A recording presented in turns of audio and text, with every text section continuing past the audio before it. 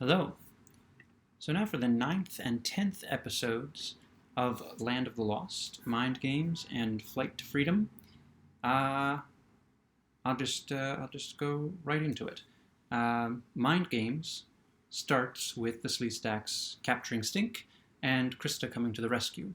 And as she comes to the rescue, she drops a necklace thing, a peace sign. Another hint that she came to the Land of the Lost from the same universe as the Porters, but the 60s.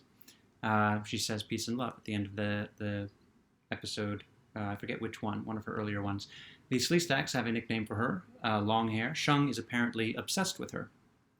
Says that she is always thwarting his plans, something like that. So that suggests that Christa and the Sleestaks go way back, and maybe she has saved maybe the reason Shung is starving and so interested in eating Tasha is that Christa has saved so many animals from the fate of the Sleestaks' digestive tracts. He wants to capture her so that she can lead him to the other humans. To turn them all into servants, surely, but also to eat Tasha. So we find this out in between the Sleestaks Christa rescuing Stink and the Sleestaks finding the charm. They go back and they tell Shung that there was another encounter with Longhair, and then they go back to the scene and they find the charm, bring it back to Shung. He uses his crystal dagger to try like waving it over the peace sign to control Krista's mind. Now the Porter's plot in all this is there have been 5 days of rain. We find out they wake up the morning after Stink has been rescued by Christa after 5 days of rain. It was not raining overnight when Christa rescued Stink from the Sleestaks, but it has apparently been raining for 5 days. And frankly, 5 days of rain living in that treehouse in the middle of the woods does not sound that bad to me, other than they've got some things to catch water that's coming in through the roof. But other than that does. There are YouTube channels entirely devoted to that situation where they've just got rain falling in a specific environment. In fact, I haven't seen it, but there probably is like 3 hours of rainfall in a treehouse. Like the perspective is looking out the window from a treehouse. Rain is falling. There are similar ones. I haven't seen that one specifically. If I knew how to make them, I would certainly, because they do these things with like raining at Hogwarts, raining at Lothlorien, raining at the Hunger Games. I haven't seen that one, but I'm sure it exists. I would do raining at the treehouse in Land of the Lost, and then I suppose I could do dinosaur, but I don't know how that's done. I don't know if it looks photographic, but it's probably not, and I just don't have those skills. If I did, I probably wouldn't be doing this. But back to the episode, and here's something that I probably was very into when I was younger and first watching this. The Porter's, Tom Porter, says we've got to thatch the roof, got to fix the roof. It is leaking from all the rain. We've got to do some repairs because the rain did damage. And the kids, of course, complain. And but you get kind of a sense that they consider it more the work of males than females to do repairs on a house. And Annie says, without knowing that Christa has arrived silently in her way and is behind her, she says, I wish I could go stay with Christa. And Christa seems really into this. And long story short, she does. It is agreed that Annie will go and stay with Christa. And the reason I would have been really into that was when I was growing up, when I would go to see my mom's side of the family in Michigan, I usually stayed in my grandmother's house. But around the block from my grandmother's house was my aunt's house. And it was kind of a special treat to go and stay there away from the rest of the family. A responsible adult there, but not a parent. So it was like a sleepover, but you got your own room.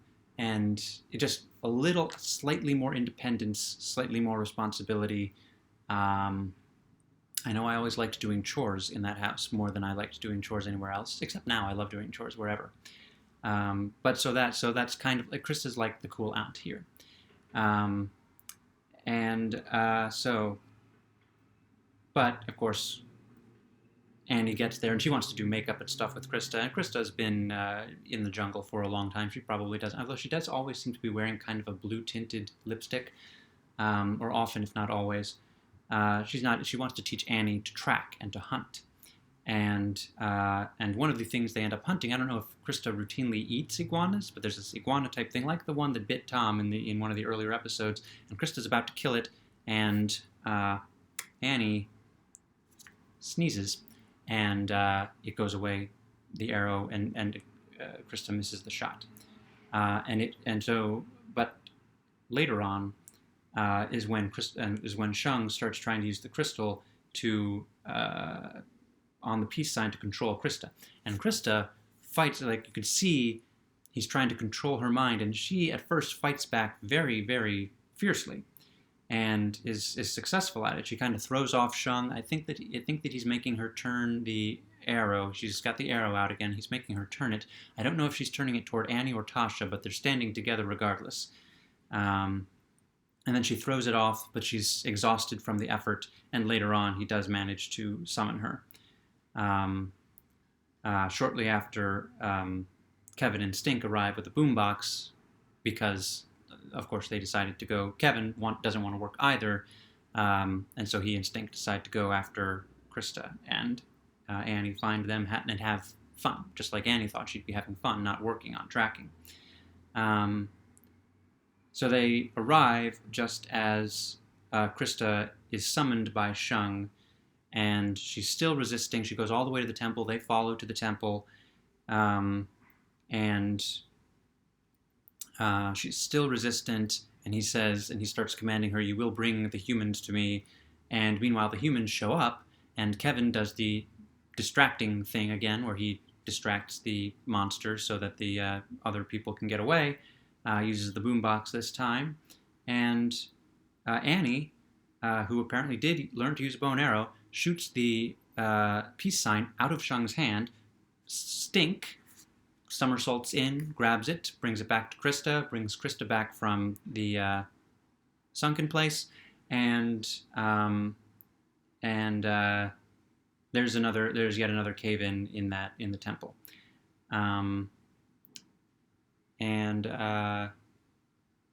the show ends in kind of a goofy way with Shang getting caught in the same trap that Stink was caught in at the beginning.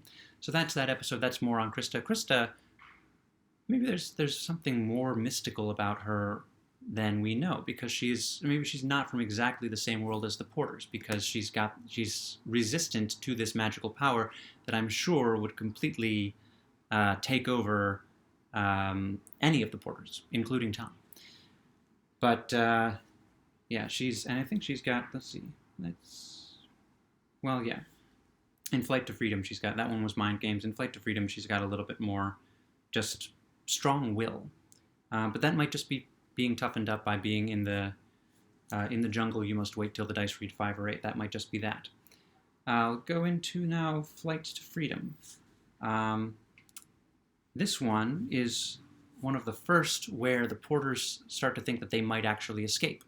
They might find the portal that brought them and go back through it, because they start getting a lot of earthquakes, a lot of hurricanes, and I don't know how they know that the TV is working differently, because I don't know if they've been watching it or if Kevin just turns on the TV. They've got a little portable TV, and I don't know if he just turns it on every so often to see if they get anything. It's the same thing with the radio. I don't know if they just brought a bunch of CDs and cassette tapes, or if they're actually getting radio stations, or if there's some kind of the radio waves from the surface world are coming down. I don't know.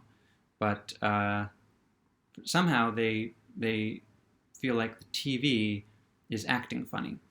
And it starts to serve, like they start getting kind of a signal, and they think that they're getting the signal through the portal because the portal is appearing during the earthquakes, because it was an earthquake that got the car to go down into where the portal was underneath the ground, and that's how they got to the Land of Lost. It's that great theme song.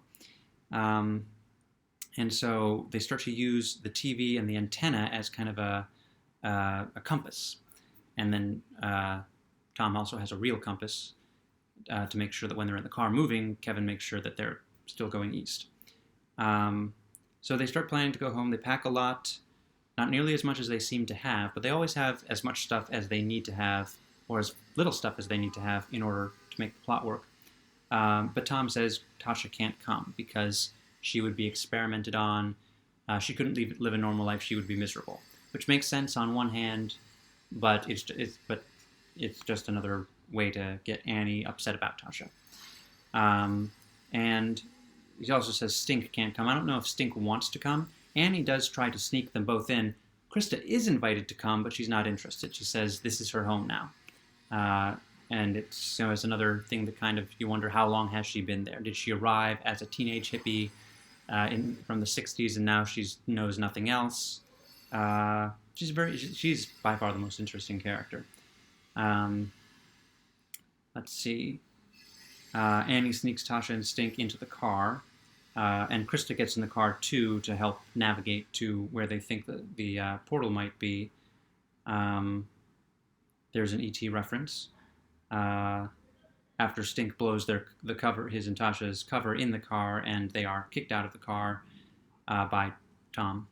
And then there's a tearful goodbye, and then they spot the portal. But the truck stalls right before they get to the portal, so they can't drive through it, which turns out to be a good thing because Tasha and Stink have followed them, and Scarface has followed Tasha and Stink, and now they are in danger. So Tom and the family face the question of, do they go through the portal or do they help Tasha and Stink? And of course they opt to help Tasha and Stink. And they do this. Christa tries howling at Scarface, who takes his time. He could have easily picked them off, but he takes his time roaring at them. Decent CGI work, not CGI, decent stop motion work here. And Tom uses a baseball bat to hit rocks at Scarface's face, right under his eye. They hit right under his eye. And he doesn't seem to mind. Maybe it's still numb from when he got that scar. From Tasha's mother, if memory serves. The howling, Krista's howling, doesn't seem to do much, but and we know she's got a bow and arrow. So, and I haven't seen her staff lately. Kevin and Annie fix the truck, and they back it up. Kevin puts on his seatbelt to back the truck up so that everyone can jump into it, while Scarface is distracted. Then Scarface dives for the car as it drives away toward the portal and kind of belly flops. And I remember seeing that as a kid, and it's silly, but it also just looks, again, decent for early 90s stop motion animation. Scarface looks as big as the truck when he lands right next to the truck. So I think that's good work there. The portal disappears, but they look on the bright side. Plenty of time to fix the truck, fix the treehouse, and Tom agrees that the next time they plan to leave, Tasha will not be excluded from the plans. So that's those two episodes. Pretty good, decent fun, yeah. I last time I watched these, like the same with the last time I watched the Wishbone and the Space Cases, I didn't give much thought to them. I just kind of saw things as they happened. Like, oh, but doing this and kind of digesting it, and I'm not talking about it with anybody, but talking about it with myself and recording my thoughts is similar to why I started blogging with the books. I learn things as I realize things as I consider things. So next few, Heat Wave. That's one. That's a good one. And The Thief. And I don't remember the resolution of either of them. But we'll see. It should be fun. As Christa would say, peace and love.